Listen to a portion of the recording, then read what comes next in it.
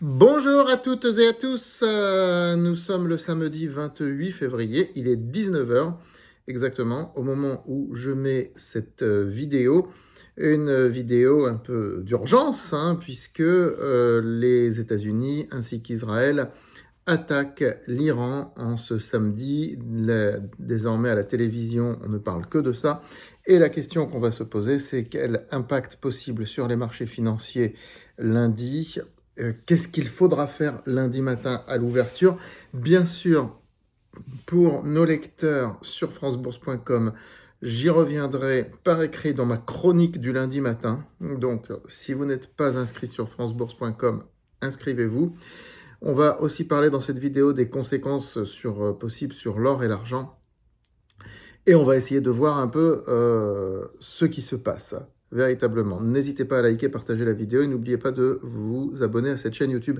Inscrivez-vous sur francebourse.com pour recevoir nos informations, bien sûr, et nos recommandations si vous voulez aller plus loin. Bon, alors, écoutez, vous remarquez, et je l'ai déjà dit, et je l'ai fait remarquer depuis plus d'un an, que dès qu'il se passe quelque chose d'important, ça vient le week-end. À chaque fois, c'est comme ça. Donc les marchés ferment vendredi soir en se disant il y a des inquiétudes, et finalement ils réouvrent lundi matin, des fois en hausse, en se disant finalement il n'y a pas eu de drame ce week-end. Vous remarquez que hier, les marchés avaient baissé de manière prudente, parce qu'ils s'attendaient, il y avait des étincelles, c'était pas comme les week-ends précédents, il y avait des étincelles, et puis tout ce déploiement de porte-avions et autres à côté de l'Iran, il était évident que c'était pas juste pour négocier, finalement. Les négociations à Genève, etc., avec l'Iran, c'était un peu pour se justifier et dire on a tout essayé, mais je crois que l'idée d'attaquer était prévue dès le départ. Et d'ailleurs, c'est ce qui ressort aujourd'hui, si on voit bien les commentaires. C'est que c'était prévu de longue date. L'attaque de l'Iran a été planifiée de longue date. Alors, parlons un petit peu de géopolitique. Là, c'est clair que l'enjeu est très important pour l'administration Trump. L'enjeu, là, c'est de faire tomber ce régime iranien qui est là depuis 1979. On ne va pas rentrer ici dans les jugements, dans la moralisation, etc. L'enjeu est de faire tomber ce régime iranien. C'est que Trump, qui n'a fait que vilipender Jimmy Carter, sa mémoire, etc., souvenez-vous, lors de son enterrement, tout ça, que Trump a des histoires de drapeaux et tout. Carter était dans l'inconscient américain celui qui a fait perdre les États-Unis militairement face à l'Iran en 1979. Et quelque part, Trump aujourd'hui a une sorte d'obligation, maintenant qu'il a entamé la guerre, d'aller jusqu'au bout. S'il se retire avec un régime qui reste en place en disant « Allez, on a signé 2-3 accords nucléaires », c'est foutu aux États-Unis. Son aura sera foutue, sera brisée, d'autant plus que ses partisans, les pro-MAGA, n'apprécient pas cette guerre. Pour eux, c'est l'Amérique. C'est pas d'aller faire la guerre à droite et à gauche. Donc maintenant qu'il y est engagé, il faut qu'il aille au bout. Pareil pour Israël. La survie politique de Netanyahou, en tout cas, tiendra aussi à cela. Donc, combien de temps ça va durer? Combien de temps ça va mettre? C'est la question. Une guerre, c'est jamais neutre. Une guerre, ça a un coût. Une guerre, ça va faire bouger les marchés, évidemment, et on va en parler dans cette vidéo. Surtout, cette guerre était quand même plus ou moins anticipée. Bon, même si on ne savait pas exactement quand ça allait se déclencher. Il y a toujours un effet de surprise quand ça se déclenche, de toute façon. Toujours. Toujours. C'est humain. D'accord? Bon. Donc, ça s'est déclenché bien après la clôture des marchés. Nous sommes le week-end. Il n'y a pas de cotation le week-end. Même l'or et l'argent ne cotent pas le week-end. On est d'accord.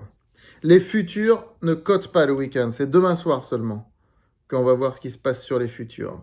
Il y a quelques CFD avec quelques indications qui peuvent apparaître sur des brokers américains, et selon ces rares indications, on voit que forcément les marchés seraient attendus à la baisse pour lundi.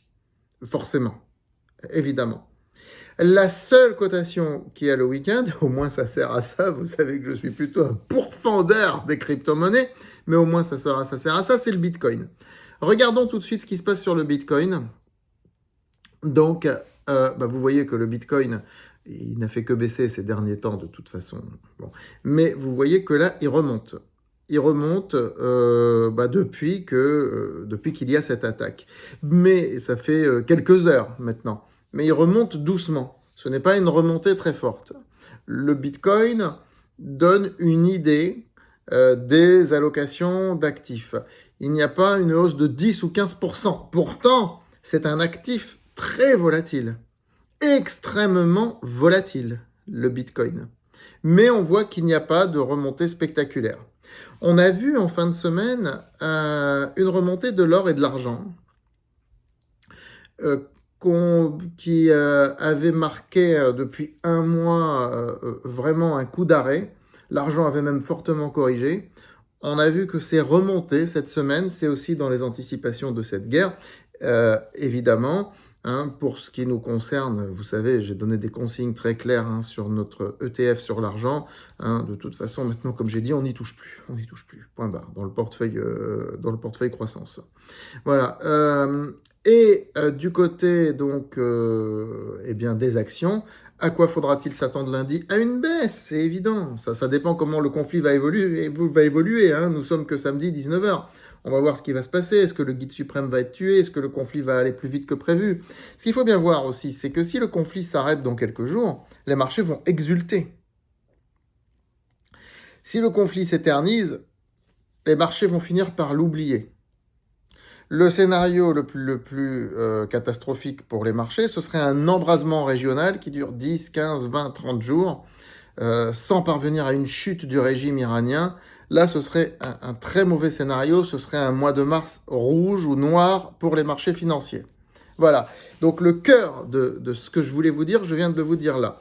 Je répète, si le conflit était clair, je veux dire, si le régime iranien est mis en l'air au cours de la semaine qui suit, avec un nouveau régime qui serait progressivement mis en place, etc., les marchés vont vite repartir et repartir plus fort même.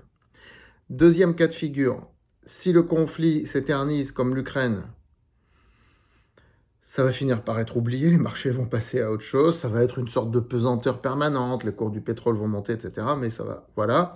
Maintenant, si le conflit devient dur, si les États de la région, Arabie Saoudite, Israël, Qatar, etc., sont attaqués par l'Iran, qu'il y a des morts, qu'il y a des centaines de morts, s'il y a des troupes américaines, s'il y a des milliers, des centaines de morts dans les troupes américaines, si un porte-avions est atteint, etc., et que l'Iran riposte beaucoup plus que prévu, dans ce cas-là, le marché va morfler. Voilà. Et l'or va exploser, l'argent aussi. Et les cryptos, je pense accessoirement aussi. En gros. Donc là, au moment où je vous parle, on ne peut rien dire encore de précis sur ce qui va se passer. D'accord? Il faut voir les évolutions. Toujours est-il qu'il y a des valeurs qui vont monter. Quelles sont les valeurs qui vont monter à court terme? L'armement, tout ce qui concerne les minerais, etc. Tout ce qui concerne les infrastructures critiques liées à l'armement. Voilà. Donc, moi, je vais dire, je suis serein par rapport à nos positions. On n'a pas de SRD, on n'a pas de levier, on a des liquidités, on vient de vendre des titres sur le portefeuille croissance, on a des liquidités qui sont remontées. Certes, nous avons investi récemment sur des ESN, nous avons commencé à en profiter. Bon, les ESN, je pense qu'elles seraient plutôt maltraitées dans leur ensemble, mais il y en a certaines que j'ai sélectionnées, qui sont liées à des infrastructures critiques militaires et autres, qui, elles, vont probablement s'apprécier. Et puis, nous avons ce qu'il faut dans le portefeuille. Nous avons des pétrolières. Le pétrole va flamber, bien sûr. Nous avons des pétrolières. Nous avons, je peux le dire aujourd'hui, CMB.tech, qui a commencé à monter vendredi, mais qui pourrait flamber véritablement cette semaine. C'est une société internationale qui est admissible en PEA.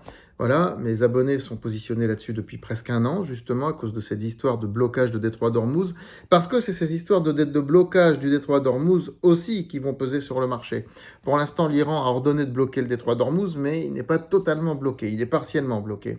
Et CMB.tech, c'est une flotte maritime internationale décarbonée, donc on est sur plusieurs narratifs à la fois, on est sur la transition énergétique, mais on est aussi sur le transport maritime. Et le transport maritime avec un pétrole qui monte et des navires décarbonés, ça peut flamber, ça peut tout à fait flamber.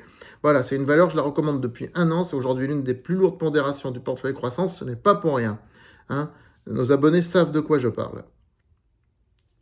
Et puis bah, vous avez tout simplement, après, écoutez, les valeurs pétrolières, ce genre de valeurs, les valeurs de l'armement, bon, et puis après, minerais, tout ça. Mais après, vous avez d'autres valeurs qui vont baisser, forcément. Et on a des liquidités, donc ce serait l'occasion, s'il y a un nouveau crack sectoriel quelque part, ou si celui sur les ESN se poursuit, bah, de renforcer à un moment donné. Voilà. Hein, n'oublions pas que l'année dernière, cette période-là, mars-avril, le marché avait décroché à cause de la guerre commerciale. Là, il va peut-être décrocher à cause de la guerre en Iran. Mais de toute façon, on est là pour renforcer, on est là pour... hein, on fera le bilan à la fin de l'année, comme toujours, bien sûr. Hein, donc, on peut subir des fluctuations, mais on est quand même plutôt pas trop mal engagé sur nos portefeuilles. Voilà, c'est ce que je voulais vous dire. Si vous suivez mes recommandations, en tout cas, vous n'avez rien à craindre. Il n'y a rien de dramatique qui va se passer lundi matin. Peut-être des valeurs en baisse, oui, mais d'autres en hausse et globalement un portefeuille qui va se tenir mieux que les indices. Hein. Maintenant, il faut voir comment tout ça va évoluer ce week-end. Ça, c'est clair et net. Mais l'or et l'argent, évidemment, devraient être en hausse. Le Bitcoin, on l'a vu, c'est le seul indicateur qu'on a. Il est en hausse, mais modéré. Modéré, il n'y a pas d'exubérance. Hein. Donc, pour l'instant, je pense que les investisseurs ne s'affolent pas. Donc, et voilà quoi. Donc à suivre tout ça. Et puis lundi matin, dans ma chronique, évidemment, je vais consacrer une chronique évidemment spéciale à cet événement. Voilà, je vous souhaite une très bonne fin de week-end. Décidément, les week-ends sont chargés, sont remplis, mais France Bourse TV est là pour vous informer. Et vous remarquez que c'est la seule chaîne qui vous informe en direct sur la bourse en plein week-end. Donc, relayez cette vidéo, relayez, relayez, relayez. À très vite.